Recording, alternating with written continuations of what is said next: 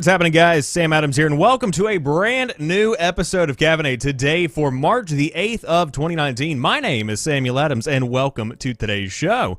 Of course, for those that are brand new to the program, this is a daily gaming news podcast where I bring you the hottest gaming news from around the industry, and I pack it up in one tight, neat little podcast for you to enjoy on a daily basis, and it's always the highlight of my day. Now, of course, the show is hosted live on twitch.tv 5 days a week, Monday through Friday at 7 p.m. Eastern Time if you did want to check it out. And on top of that, it's also available via YouTube and podcast services around the world if you did want to check it out. Again, always a good time, guaranteed. Little asterisk beside that, not guaranteed. But with that being said, what are we going to be talking about on today's episode of the show? First off, we have Octopath Traveler coming to mobile platforms. Now, this is not the game that is on the Nintendo Switch as of right now, but rather an entirely brand new prequel. However, fear not, console fans, there is a brand new sequel on the way for those that are looking to continue the story instead of see what happened beforehand. Now, on top of that, we have some news about Blizzard, which is in relation to a topic that we talked about last month, where, of course, there are Activision Blizzard job cuts coming out, big round of layoffs, etc. That is apparently going to be affecting more than 200 U.S. jobs at Blizzard. So we did not know that before. Wanted to go ahead and update that and let you guys know about what's going on with that situation. Dark Souls director Hidetaka Miyazaki, I have been practicing that name all day and I think I finally nailed it, is interested in making a Battle Royale game. Now, that is not making a Battle Royale game. That is not confirming a Battle Royale game. That's just letting you know that it's something that very well could happen. So we'll talk more about that. The Division 2 is going to have a 90 gigabyte patch on PlayStation 4, double the size of the other versions of the game.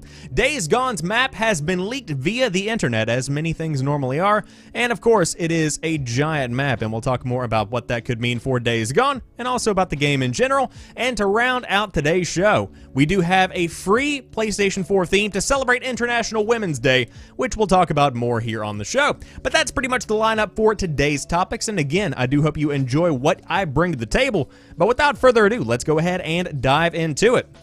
First off, a new Octopath Traveler console game is in production, with a mobile prequel announced as well. Square Enix has revealed that a new console Octopath Traveler game is in the works, and that a mobile prequel title, Octopath Traveler Champions of the Continent, will be headed to iOS and Android later this year, at least in Japan to begin with. As reported by Eurogamer, Octopath Traveler Champions of the Continent is a free-to-play single-player RPG that is set in Austera, the world of 2018's Octopath Traveler, and will take place a few years prior to the Switch title. Via Gameatsu, the official website details a bit more of the mobile title, including that it will feature the distinctive HD 2D art style, which has been copyrighted, by the way, officially an Octopath Traveler thing, an 8-character party system with command-based battles, a protagonist who is the, quote, chosen one and will fight against a great evil that has achieved fortune, power, and fame, the return of field commands like listen and steal, along with other features as well. Now, of course, fans can pre-register for the mobile prequel now via the official website, and Square Enix will begin signups for access to an early demo on March 12th of 2019. That is next Tuesday, so go ahead and get those in if you are eligible to play the game. As of the time of this actual publication, Octopath Traveler Champions of the Continent has only been confirmed for Japan in 2019. However, with Square Enix revealing Octopath Traveler's success and that it surpassed 1.5 million in worldwide shipments and digital sales, a Western release will hopefully be announced in the near future. As for the state of the series on console, the Octopath Traveler official Twitter account tweeted, "Everyone waiting for a new game on console, we're sorry, but production will take a little while longer. So in the meantime, we hope you can enjoy the smartphone game." With these announcements and the success of Octopath Traveler, there is of course a lot of anticipation around this very unique little franchise that has sprung up as of late. But without a doubt, this is one of the most unique games that has come out not only on the Nintendo Switch, but also in the last few years. Now, of course, from a gameplay perspective, you've had stuff that's similar in the past, but from an aesthetic perspective, from the way this game looks, there really is nothing quite like Octopath Traveler. If you even show me a screenshot of the game, because of that HD 2D, I can definitively see that that is actually, you know, that was the Game Boy song, that was actually what they were going for. They're trying to make this definitive. They're trying to make this stand out from the rest of everything else that has come out with this specific style of gameplay. So with all that being said, how will the mobile title do if it is released in a worldwide format at some point? I think it's going to do very well. Of course, still going to do fantastic in Japan, but hey, your boy wants a little bit of Octopath Traveler on my mobile on the go. Would definitely love to see some of that. Now in the chat, Roy has a good point. He says, I mean, the first game just came out last year. People can wait a year or two for a sequel, without a doubt. And that's pretty much the next point that I did want to make here. If you do have a game that comes out in 2018 and you have a sequel that comes out sometime in 2019, that's pushing the envelope a little bit too much. There has to be a couple of years for developers to be able to innovate, to really change things up, because otherwise you don't have necessarily a sequel, but more so you have one of the 1.5 style situations like we've seen with games past. For instance, you have stuff like Far Cry New Dawn that is, of course, not meant to be its own game in and of itself in the same way that you would be having a Far Cry 4 versus a Far Cry 5, but it's different enough to warrant a full release, but not a full priced release. It's one of those strange situations that tends to happen whenever you do have this style of game being revealed and, of course, released. But hey, mobile games are always a big hit in the modern day, and hopefully this one will come off pretty well. Being a free-to-play single-player RPG is a pretty good move, I think. The question is, microtransactions, yay, nay, will that be a thing? More than likely is going to be a thing, so we'll see what happens with that. But of course, hey, I'll talk to you guys about that when the game actually launches, which very well could be sometime later in 2019, maybe summer. I would guess probably around the fall season. But hey, I'll let you guys know when a definitive release date comes. But if you are in an area that you can pre-register for the mobile prequel, then you better get in on that because, of course, early demo coming March the 12th of 2019. So we'll see what happens with that. But also to Spike in the chat, welcome on in. I appreciate that host as well. Now let's talk more about Blizzard, because Blizzard cuts more than 200 US jobs as part of Activision's restructure. And as I said at the beginning of the show, this is a continuation of a story that we talked about last month. New details have emerged about the impact of Activision Blizzard's plans to cut around 800 staff from its business. More than 200 of those cuts have been made to Blizzard's various US operations, according to PC Games Insider. The site obtained a worker adjustment and retraining notification filing listing the job losses across the entirety of the United States. The filing was submitted to California's Employment Development Department on February 12th of 2019, the same day Activision Blizzard both announced plans to reduce its workforce by 8% and celebrated record financial results. In line with what has previously been reported, IT and marketing have been hit the hardest. Blizzard laid off 41 employees in the former sector, while 29 people were cut from the marketing departments in Irvine, California and Austin, Texas. Both locations also lost 18 HR staff, with Irvine cutting 15 people from its Global Insights team, 12 from its North American publishing team, 10 from its Latin America publishing team, and 16 across finance and commercial. A further 29 were let go from live experience teams in Austin, Irvine, and Burbank. 11 QA staff were made redundant across Irvine and New York, and 9 were dismissed from the web and mobile teams across Austin and Irvine. And of course, they go on to break down even more to a point that it just goes a little bit too in-depth. But what you need to know is that 209 members of the staff over there at Blizzard, accounting for more than a quarter of the 800 Activision Blizzard plan to cut. That's a big chunk of people. So, of course, the first thing that I do want to point out is my thoughts go out to those impacted. As always, anytime I talk about any kind of layoff, there are a few things in life that suck worse than losing a job. Especially one that you're passionate about, that you love, and I'm sure that that's the case with many of these people from both Activision and Blizzard, and Activision Blizzard. Again, where that line is drawn these days, who really knows?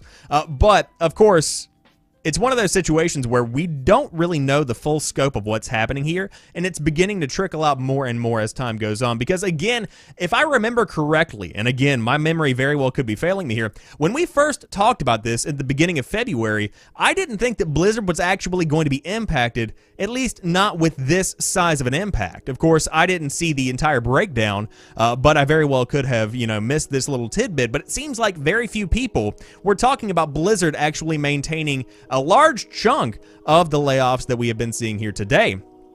So again, hope everybody lands on their feet, but I did want to let you guys know that Blizzard is definitely being impacted through this giant round of layoffs. And the question still remains to me, is this because of the poor performance of Blizzard? Because there really hasn't been a brand new game released from the company since 2015's Overwatch? 2016's Overwatch? Hold on, I gotta Google it. Overwatch release day, I think it's 2016. Yeah, May 24th, 2016. So since 2016's Overwatch, we haven't really seen any kind of brand new Blizzard game, and that very well could be something that leads to this kind of announcement. But again, you can read as far into this as you really want to. It is still worth noting that, hey, a lot of people are without a job, and that is never a good thing. So I'm sure that there's a lot of room for this amount of talent throughout the gaming industry, but best of luck to everybody impacted from Blizzard and Activision. But let's move on to the next story of the day. Dark Souls director Hidetaka Miyazaki is interested in making a battle royale game. This could be very unique. In an interview with The Telegraph, Hidetaka Miyazaki, the esteemed director of the Dark Souls franchise, Bloodborne, and the upcoming Sekiro Shadows Die Twice, voiced a fascination with Battle Royale games. When asked about From Software's plans to possibly contribute to the genre, Miyazaki considered the possibility. Quote, "These games are definitely fun," Miyazaki said, "and we're interested in the patterns they are taking. If we did it, it might be a bit different, but we are definitely interested and there's definitely that possibility in the future. We'd love to take a crack at them someday." Eventually, Miyazaki goes on to talk about the high production rate of single-player experiences, mentioning titles like Devil May Cry 5 and God of War, and how Battle Royale games provide a much-needed level of gameplay diversity. Miyazaki won a Lifetime Achievement Award last year, and you can check out his thoughts on that giant, prestigious commendation. But of course, Sekiro Shadows Die Twice is coming to the PS4, Xbox One, and PC on March the 22nd, if you did want to see what that newest project was bringing to the table. But this is a very interesting concept without a doubt. Of course, the first thing that anybody thinks about is Dark Souls Battle Royale. The only one where nobody survives, as I saw somebody say on Twitter. But very unique idea, and I think that this could potentially work. Now, to take a step back, I don't know how it would work, per se, because between Dark Souls-esque games and Battle Royale, these are two very different genres. But then I look at stuff like Tetris 99, where you take a step back, you reevaluate, you look at the gameplay from taking a step back. I can't speak today. My mind is just racing because of the excitement. But if you look at Tetris 99, like I said, and you take a step back and you evaluate the gameplay, you evaluate the appearance, and you evaluate how you can interact with other players who are playing the similar kind of game, you can then really refinagle everything you know about a game, again, using Tetris as an example, and create a fantastic Battle Royale experience, one that has really taken the world by storm, although not on the same level of Fortnite. It's a pretty large amount of adoption for a game like Tetris. And so I think the same kind of concept could be applied to something like Dark Souls or a completely new idea overall. But the fact of the matter here is that Miyazaki is an incredibly talented individual, somebody who has an incredibly high amount of imagination, and somebody who can definitely rework the Battle Royale genre to fit his needs if need be. So will this ever actually come to fruition? Of course, who really knows at this point? But it is something to consider, and it is something that is very exciting for those that like to kind of experiment with the idea of what Battle Royale very well could be capable of. But again, at what point do we draw the line and say, hey, that doesn't work, you should stop?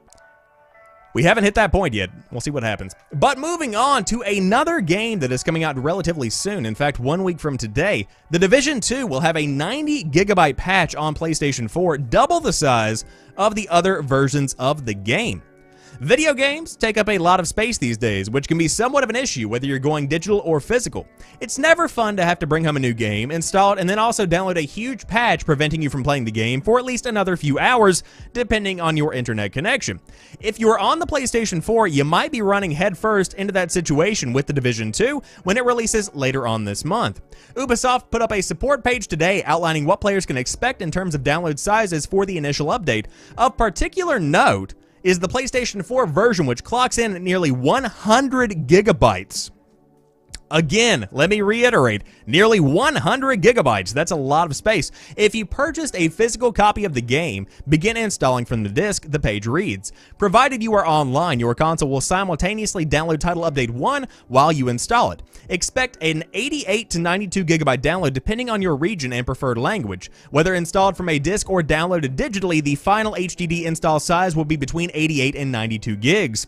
Considering the final install size is the same as the update size, it's sounds like you will just be re-downloading the entire game to go over the version you installed from the disc.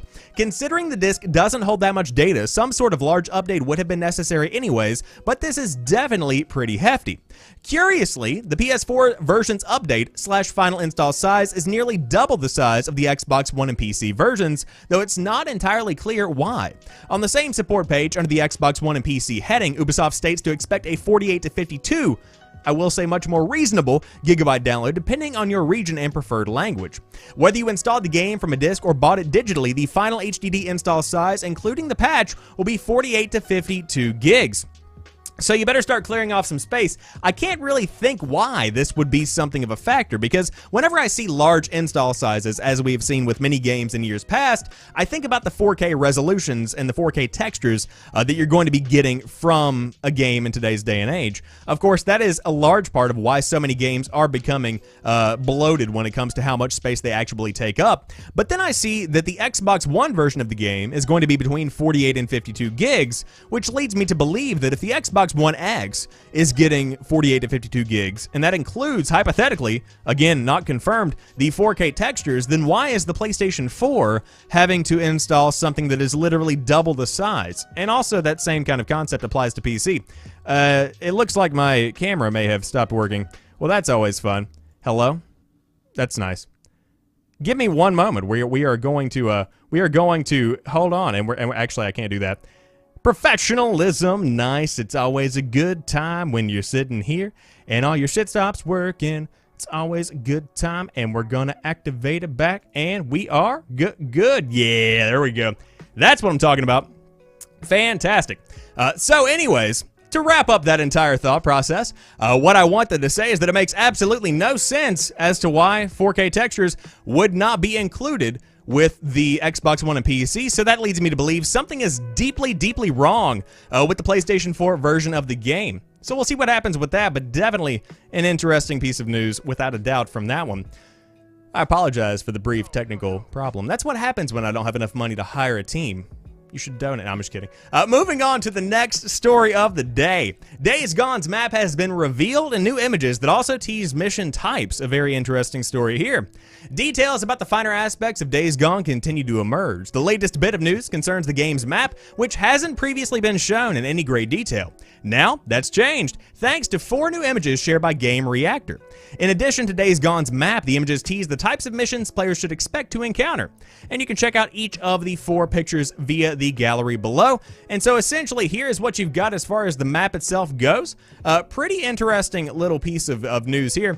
I'm not exactly sure what all of this is entailing, but it looks like this entire area is pretty much what you can expect to be able to go through. Now, of course, as you, I suppose, ride along the roads, you unlock and are able to see more detail of the map itself, but very large map if this is indeed to be believed. But without a doubt, interesting to see not only the map itself, but also the types of missions that you've got here. I see bounty hunter missions. I see remember, which could be storyline kind of stuff.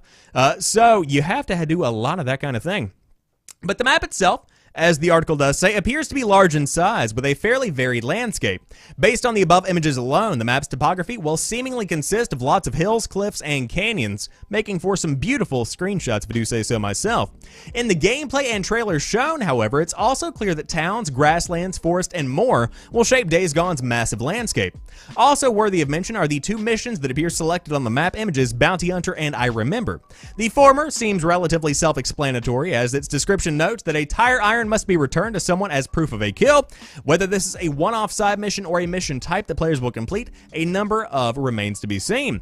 The I Remember tag also warrants attention. While its status as either a main mission or a side quest is also shrouded in mystery, the instructions do tease something of intrigue. Chase down a Nero black chopper. It reads, Nero, National Emergency Response Organization in Days Gone, is essentially a combination of FEMA and the NSA. While exploring the open world, players will come across abandoned checkpoints and refugee camps that provide intel about what caused the destruction in Days Gone's world. So according to creative director John Garvin, players will most notably discover this information on their own. Yet, given the mission notes listed above, it seems that at least some missions will guide players down a particular path focused on Nero and pre-apocalyptic mysteries. And of course, you can check out the game on PS4 when it launches on April the 26th of 2019. Now, Roy in the chat says, any missions where you climb radio towers. It's a good question. I, for one, like that mechanic. I'm a big fan of that in Far Cry. But overall, very interesting game, and I'm standing behind my prediction that this is going to be one of the most underappreciated games of the year on PlayStation 4 and in general, because I think that this one is going to get overshadowed by a lot of other games that are simply coming out or that get more press, to be quite honest with you. At the very least, I cannot wait to dive in and check it out. It's probably going to be a day one rent from me. Won't likely be picking this one up on day one, just because at 30 hours to complete the entire story, I can do that relatively well in just a couple of days. So, I mean, I get a 3-day rental from Redbox, sit down, bust this one out. Nice. We're good to go on that. So with that being said, definitely going to be checking it out on day one, but that is a giant map, and it very well could be something that gains a lot of following over the next few years. But as Roy again says in the chat, I can see that happening. Most people are tired of zombie games. They are very adamant that this is not a zombie game. They want to make that very clear. These are freakers, my friend. These live, these breathe, and these live in camps. These are not zombies. They're zombies. They're zombies, without a doubt. But again, launching on April the 26th, so we will see what happens with that. Interesting to say the least. But to round out today's show, number one, happy International Women's Day. There are fantastic women throughout every industry, but also in the gaming industry itself. A great amount of support comes from those fantastic individuals. So thank you to those that are out there that help the cause. But now, if you did want to celebrate International Women's Day, PlayStation has released another awesome PS4 theme for the day itself. Sony has followed up on last year's International Women's Day PS4 theme with another fantastic piece of art celebrating the game's ladies that head up some of PlayStation's smash hit franchises. The star-studded theme, perfectly captured by Guerrilla Games artist Chiro Choi, includes Aloy from Horizon Zero Dawn, Kara from Detroit Become Human, Chloe and Nadine from Uncharted, and Kat from Gravity Rush, who was conspicuous by her absence last year. Of note, Freya seems to be using magic to aid her playing. Shenanigans, they say. The Last of Us' Ellie is also along for the party, as is a toy from Tearaway, Little Big Planet Sack Girl, and even some imps from Dreams. Most amusing of all has to be Lady Maria from Bloodborne, who manages to maintain her somber air for the occasion. Sombre? Not sure what that word means. I am definitely a good communications major. But the free theme should be rolling out across PlayStation Store in all regions today. And there, my friends, you have it. That is what you can expect to get. A very cool theme. That I must say is a very well done theme in and of itself. I love this whole everybody's chilling out, eating some snacks, having a good time, playing some games and whatnot, and also it's a good way to celebrate the day. But without a doubt, dive on, give it a shot for free, see if it's something that you might even just want to celebrate the day with.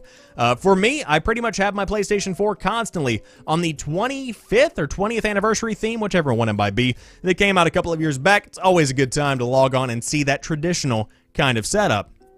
But with that being said, that rounds out today's show. Again, I apologize for the brief technical issue, but hey, that's what live content's about, baby. That's why we do it the way we do it. But if you did want to check out the show, it's hosted live 5 days a week, Monday through Friday on twitch.tv/TheSamuelAdams. You can always check it out on youtube.com/SamuelAdamsMedia or even anchor.fm/SamuelAdams, which sends it out to a variety of podcasting services around the world. But until Monday, where a brand new episode of Caffeinate will continue, I will have videos up tomorrow and Sunday as well on the YouTube channel, so stay tuned for those. But until then, you guys have a fantastic rest of the night. I will talk to you soon, and I love you very much. Peace.